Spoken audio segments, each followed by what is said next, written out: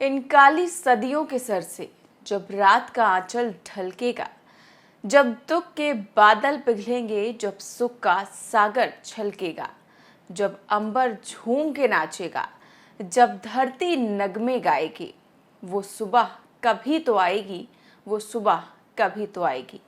ये पंक्तियां इमरान प्रतापगढ़ी ने ट्वीट की हैं उन तस्वीरों के साथ जब वो और तमाम विपक्षी सांसद पूरी रात संसद परिसर में बैठे हुए थे। प्रधानमंत्री मोदी संसद में बयान देना नहीं चाहते और विपक्षी दल बिना उनके बयान के संसद चलने देना नहीं चाहते। कल जब राज्यसभा सांसद संजय सिंह को पूरे सत्र के लिए निलंबित कर दिया गया तो हंगामा मच गया, जिसका नतीजा ये हुआ कि संजय सिंह और उनके साथ साथ विपक्षी पार्टियों के बहुत से सांसद, या यूं कहे कि पूरा इंडिया, सभी परिसर में डटे रहे और गांधी प्रतिमा के सामने ही पूरी रात गुजार दी। खबर देखिए नवभारत टाइम्स की है। लिखा है, मॉनसून सत्र से निलंबित किए गए आम आदमी पार्टी के राज्यसभा सांसद संजय सिंह पूरी रात संसद परिसर में ही धरने पर बैठे रहे। उनके साथ विपक्षी गठबंधन इंडिया के कई सांसद और नेता भी मौजूद रहे। गांधी प्रतिमा के सामने ही संजय सिंह ने अपना बिस्तर लगा लिया। वो छुटकू पंखा भी लाए थे। आज सुबह जब सूर्योदय हो रहा था तो उन्होंने गांधी प्रतिमा के पास से ही अपनी एक तस्वीर ट्विटर पर शेयर करते हुए लिखा कि हर रात की सुबह होती है, संसद का परिसर, बापू की प्रतिमा, मणिपुर को न्याय दो। तो ये तस्वीर संजय सिंह ने ट्वीट करी है और इस तरह का ट्विटर पर बात लिखी है। और जाहिर है कि कल जब से ही संजय सिंह को सस्पेंड किया गया है, चारों ओर बवाल मचा हुआ है। सभी इसको लेकर आवाज उठा रहे हैं कि क्यों उनकी आवाज को दबाने की कोशिश की जा रही है। रात भर कई पार्टियों के सांसद वहां पर डटे रहे, चाहे वो आरजेडी हो, चाहे वो कांग्रेस हो, सभी पार्टियां वहां पर डटी रही और संजय सिंह का साथ देने के लिए सभी ने वहीं पर रात गुजारी। तो वहीं इमरान प्रतापगढ़ी अपनी शायरी के जरिए मणिपुर की दास्तां बयां कर रहे थे। पूरी रात गांधी जी की प्रतिमा के सामने ये सब चलता रहा।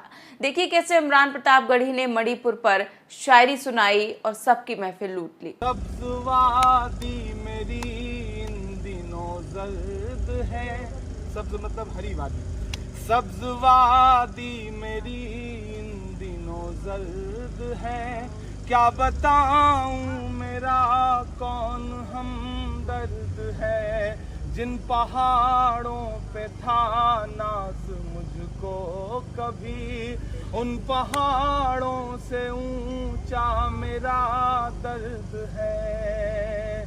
आ गई हैं हजारों बलाएं सुनो, मैं मणिपुर हूँ मेरी सदाएं सुनो, मैं मणिपुर हूँ मेरी सदाएं सुनो।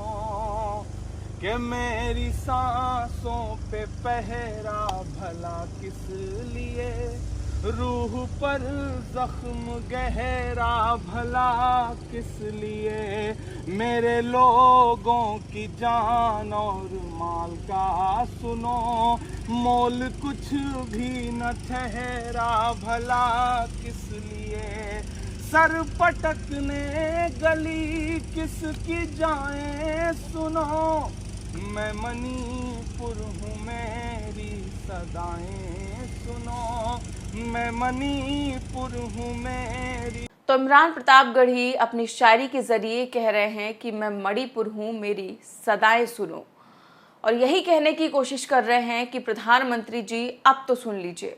और अगर आपने अभी तक कोशिश की होती तो शायद ऐसे हालात तो नहीं होते।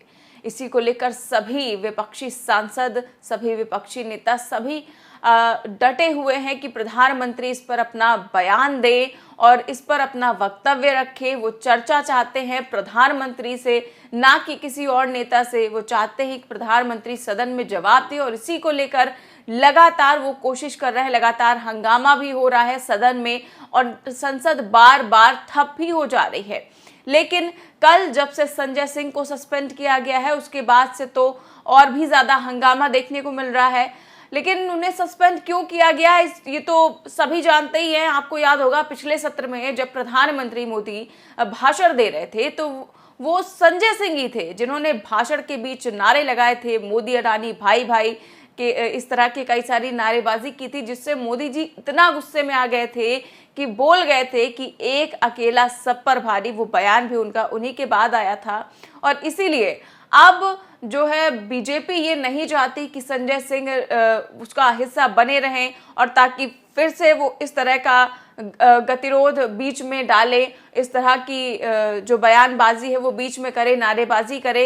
इसी को लेकर जो सरकार है वो पूरी तरह से डरी हुई है और उन्होंने संजय सिंह को निलंबित भी कर दिया है।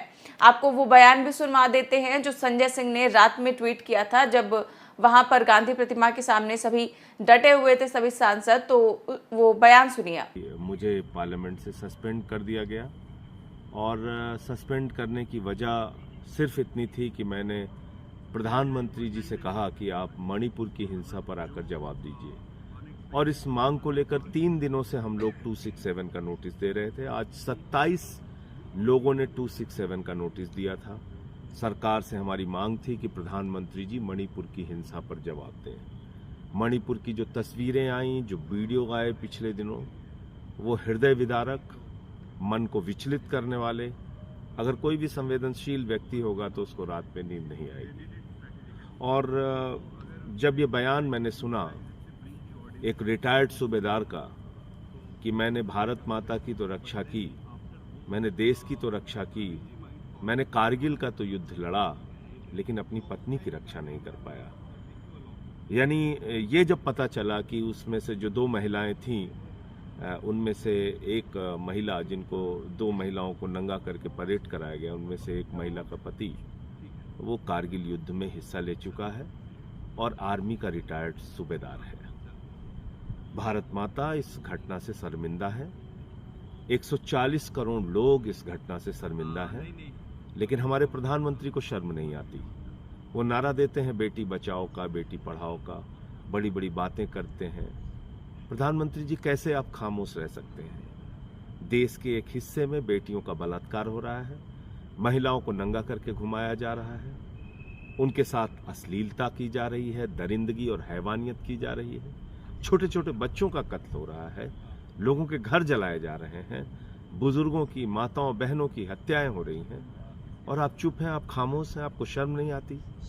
आप सदन में आके जवाब नहीं दे सकते? आप कैसे इतने संवेदनहीन हो सकते हैं प्रधानमंत्री जी? आप पूरी दुनिया की सैर कर रहे हैं, आपको चीता के ऊपर 3 दिन फोटो खिंचवाने की फुर्सत है, आपको रोज रेलवे की झंडी दिखाने की फुर्सत है, आपको मणिपुर पर बोलने की फुर्सत नहीं, लेकिन ब्राजील के फुटबॉलर पे ट्वीट करने और बोलने की फुर्सत है, आपको क्रिकेट के खिलाड़ी की उंगली टूट जाए तो उस पर ट्वीट करने और बोलने की फुर्सत है। ये कैसा दोहरा चरित्र है आपका प्रधानमंत्री जी? आप क्या समझते हैं इस देश के लोगों को? क्या मणिपुर के लोग इंसान नहीं है? क्या मणिपुर भारत का हिस्सा नहीं है? अगर इस प्रकार की दरिंदगी, हैवानियत और हत्या की घटनाएं वहां हो रही हैं, तो आप खामोश कैसे रह सकते हैं? और मैंने कौन सा गुनाह कर दिया ये मांग करके कि प्रधानमंत्री को सदन में आके जवाब देना चाहिए, प्रधानमंत्री को सदन में आके बोलना चाहिए? आप दिन भर में 4 बार कपड़े बदलने की फुर्सत आपके पास है, 10 मिनट 20 मिनट आप सदन में आके मणिपुर की हिंसा पे नहीं बोल सकते? एक ऐसा स्टेट जो जल रहा है और आपका मुख्यमंत्री कह रहा है कि ऐसी सैकड़ों घटनाएं हुई हैं यहाँ पे नंगा करके महिलाओं को घुमाने की, ऐसी घटनाएं आगजनी की और लोगों को मारने की हो रही है, ये मुख्यमंत्री कह रहा है। तो मैं सबसे एक ही अपील करना चाहता हूं, अगर जरा सी भी संवेदना है आपके अंदर, जिस तरह से भी विरोध कर सकते हैं, मणिपुर हिंसा का विरोध कीजिए, मणिपुर की दरिंदगी और हैवानियत का विरोध कीजिए। कारगिल का वो योद्धा, वो रिटायर्ड सूबेदार आपसे सवाल कर रहा है, पूछ रहा है कि मैंने तो भारत माता की रक्षा के लिए कारगिल के युद्ध में हिस्सा लिया, देश की रक्षा कर ली, अपने पत्नी की रक्षा नहीं कर पाई।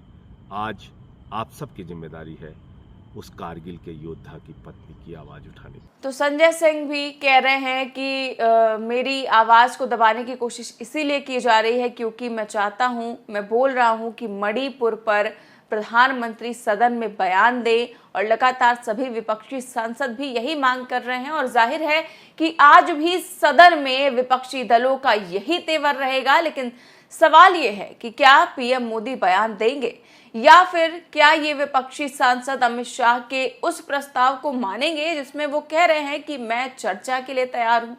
हालांकि विपक्षी सांसद इसी पर अड़े हुए हैं कि वो प्रधानमंत्री का बयान चाहते हैं। आज भी संजय सिंह ने सुबह उठते ही क्या बयान दिया, सुनिए। संजय सिंह ने कहा कि कल पूरी रात हम लोग यहाँ गांधी प्रतिमा के सामने बैठे रहे, पूरा दिन बैठे रहे। हमारी एक ही मांग है प्रधानमंत्री से कि उन्हें मणिपुर की हिंसा पर जवाब देना होगा। देश का एक हिस्सा जो हमारा बॉर्डर स्टेट है, ऐसे राज्य में अगर 80-90 दिनों से हिंसा चल रही है तो पीएम खामोश कैसे रह सकते हैं।